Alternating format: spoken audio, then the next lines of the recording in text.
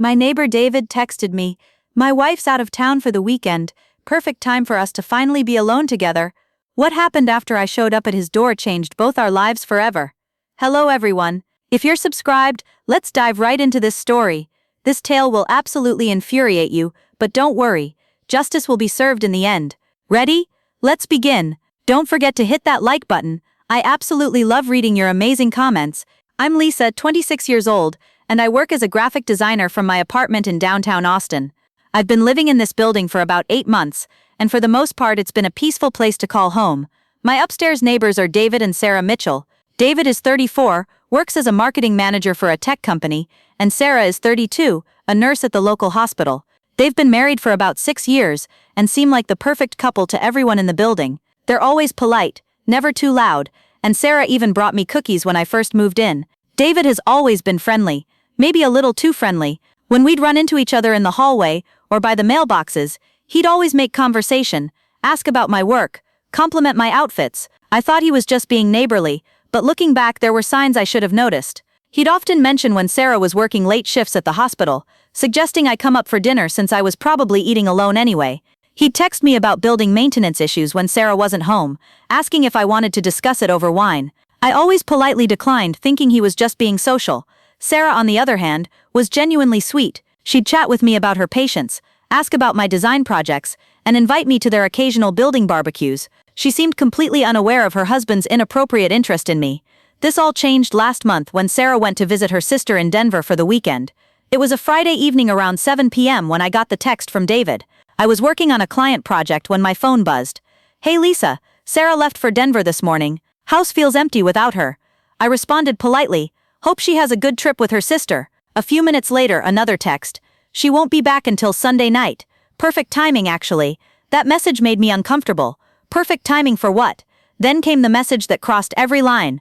"Perfect time for us to finally be alone together. Come up whenever you're ready. I've been waiting for an opportunity like this." I stared at my phone in shock. My married neighbor was essentially propositioning me while his wife was out of town. This wasn't some innocent neighborly invitation. This was a clear attempt at infidelity.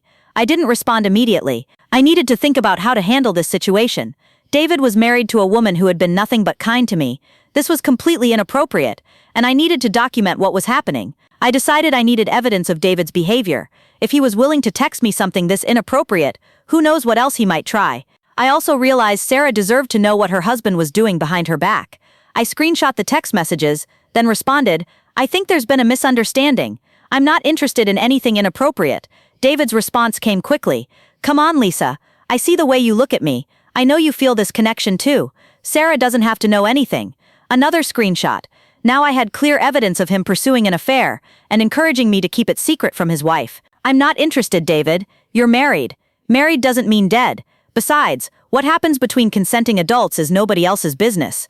I was disgusted by his attitude, but I kept responding to gather more evidence. "This isn't appropriate. Sarah is my friend. Sarah's a good woman, but she doesn't understand me like you do.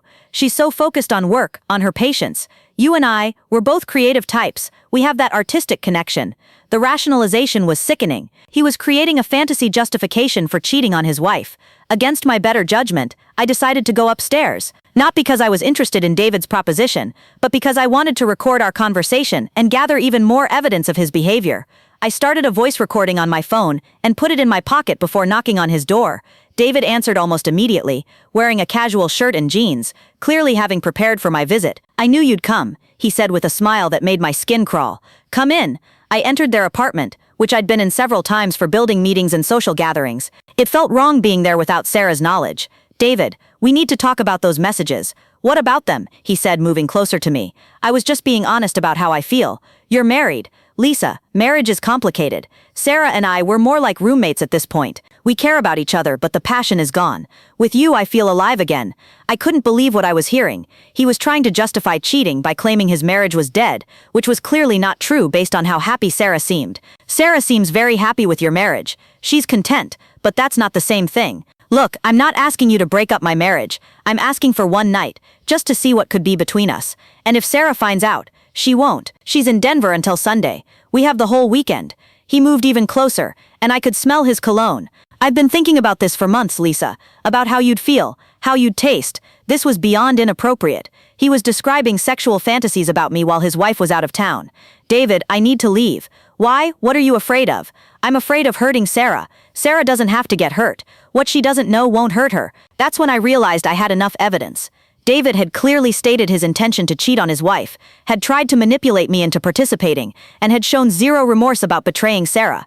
I left David's apartment without anything happening between us, but with a recording of his disgusting proposition and evidence of his willingness to cheat on his wife. I spent the weekend thinking about what to do with this information. Sarah was a good person who deserved to know what her husband was really like, but I also knew that revealing this would destroy her marriage and her trust in the man she'd spent 6 years with. On Sunday evening, I made my decision. I called Sarah. Hey Sarah, welcome back. How was Denver? It was great. Emily's doing well. Thanks for asking. Sarah, I need to talk to you about something serious. Could you come down to my apartment? Of course. Is everything okay? When Sarah arrived, she looked concerned, but had no idea what was coming. Sarah, this is really difficult to tell you, but David contacted me while you were gone. Oh, that's sweet of him to check on you. It wasn't like that. He sent me some inappropriate messages and asked me to come upstairs while you were away. Sarah's expression changed from confusion to concern. What kind of messages? I showed her the screenshots. I watched her face go through shock, disbelief, and then anger as she read David's texts. This can't be real, she said quietly. There's more. I recorded our conversation when I went upstairs. I played her the recording. Sarah listened in silence as her husband's voice filled my apartment, talking about their marriage being dead, about wanting to sleep with me, about how she'd never have to know. When the recording ended, Sarah was crying. I'm so sorry, she said. I had no idea he was doing this. You don't need to apologize. You did nothing wrong. How long has this been going on? The inappropriate text started Friday night, but looking back, he's been making comments and suggestions for months. Sarah sat in silence for a long time, processing what she'd learned. Sarah went back upstairs to confront David. I could hear raised voices through my ceiling for about an hour.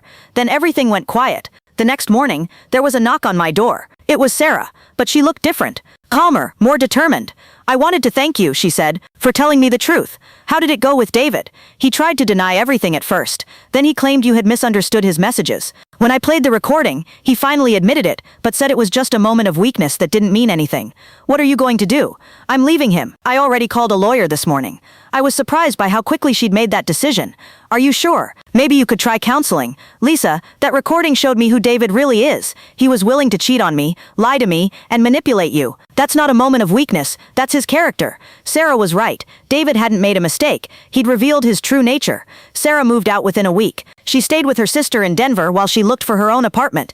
David tried reaching out to me several times, sometimes apologizing, sometimes blaming me for ruining his marriage. You destroyed my life, he texted me. Sarah and I could have worked through this if you hadn't recorded our conversation.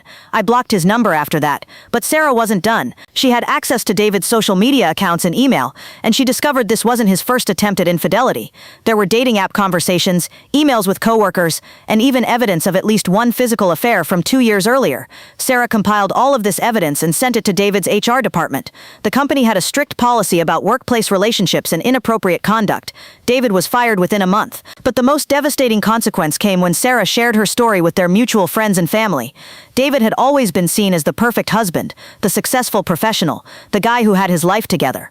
When people learned the truth about his behavior, not just with me but with multiple women over several years, his reputation was completely destroyed. Friends stopped talking to him. His family was ashamed, and his professional network distanced themselves from him. Sarah is doing much better. She found her own apartment across town, started dating a doctor from her hospital who actually respects her, and has been thriving in her independence. David, meanwhile, struggled to find new employment due to his reputation in Austin's professional community. He eventually moved back to his hometown in Oklahoma, starting over with a significantly lower-paying job. I learned that my recording didn't just save Sarah from continuing to live with a cheating husband, it protected other women from becoming David's future victims. When his pattern of behavior became public, several women came forward with their own stories of inappropriate advances from David. Sometimes doing the right thing means getting involved in situations that aren't directly your business. I could have ignored David's texts, blocked his number, and minded my own business. But Sarah deserved to know who she was married to. The recording provided undeniable proof of David's intentions and character. Without it, Sarah might have doubted herself, might have stayed in a marriage with someone who didn't respect her, might have spent years wondering if she could trust her own husband. David's perfect life collapsed because he thought he could manipulate and deceive the women around him without consequences. Sometimes karma needs a little help from people willing to speak the truth. Have you ever had to expose someone's inappropriate behavior to protect someone else? Share your story in the comments. Sometimes being a good neighbor means more than than just being polite. And don't forget to subscribe for more real-life drama stories. Trust me, there are plenty more where this came from.